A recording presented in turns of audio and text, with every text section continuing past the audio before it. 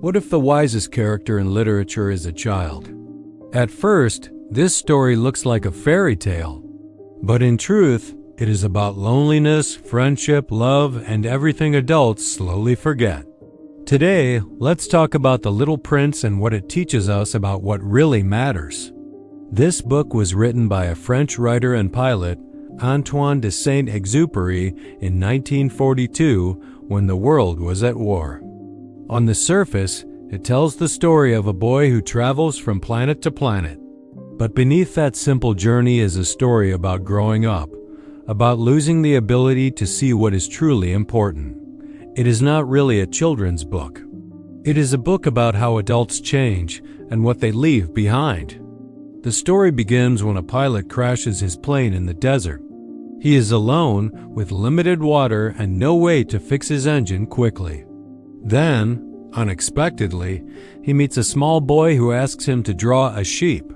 This boy is the Little Prince. He comes from a tiny planet where he spends his days cleaning volcanoes and caring for a single rose. The rose is beautiful and delicate, but also proud and demanding. The little prince loves her, but he does not yet understand what love means. Confused by her behavior and unsure of his feelings, he decides to leave his planet and explore the universe. On his journey, he visits several small planets, each with only one adult living on it. He meets a king who believes he rules everything, even though no one is there to obey him. He meets a man who only wants admiration, even though he has no one to admire him. He meets a drunkard who drinks to forget that he is ashamed of drinking. He meets a businessman who spends his life counting stars, believing that owning them makes him important. And he meets a lamplighter who follows rules without questioning them. He also meets a geographer who never leaves his desk and records knowledge about the world only through travelers. Each of these adults is busy. Each of them believes their task is serious and meaningful. But to the little prince, their lives seem empty and strange. When he arrives on Earth, he meets a fox. This meeting changes him. The fox explains that real connection is created through time and attention. To tame someone means to form a bond, to make one person unique among all others. Through the fox, the little prince finally understands his rose. She is not special because she is the only rose in existence. She is special because he watered her, protected her, and listened to her. His care is what made her different from all the other roses. While telling his story, the little prince also forms a bond with the pilot. At first, the pilot sees him as a strange child. But slowly, through their conversations, he starts to see the world through the boy's eyes. The little prince speaks simply, but asks deep questions. He talks about stars, flowers, and loneliness. The pilot, who has lived among adults and their numbers and rules, begins to remember how it feels to see the world differently.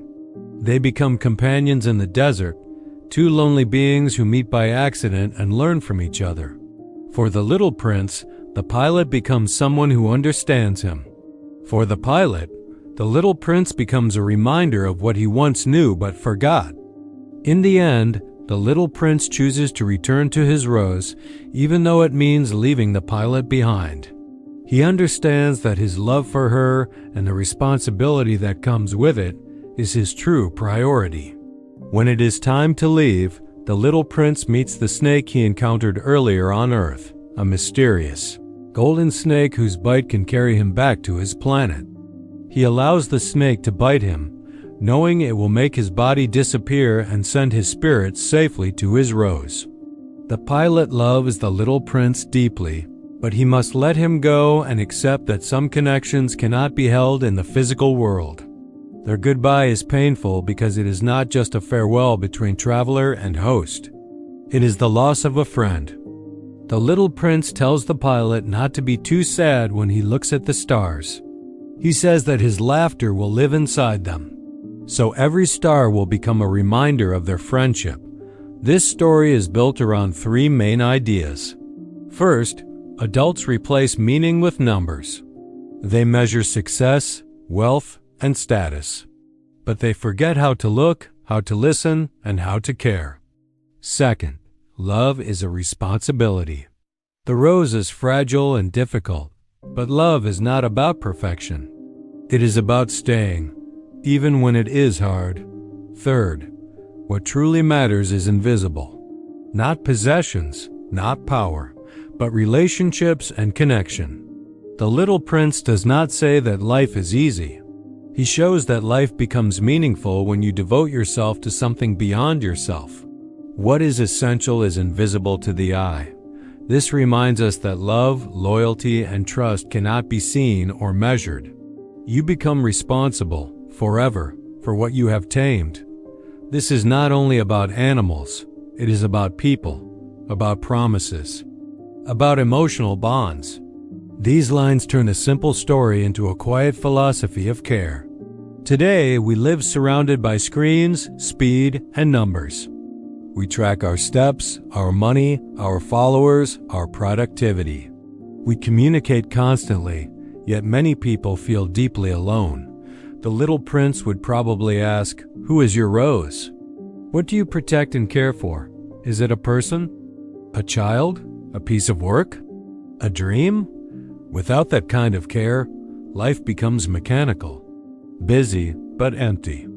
The Little Prince leaves not to explore new worlds, but to take responsibility for one fragile flower. So let me ask you, in your life, what is your rose? And are you still taking care of it?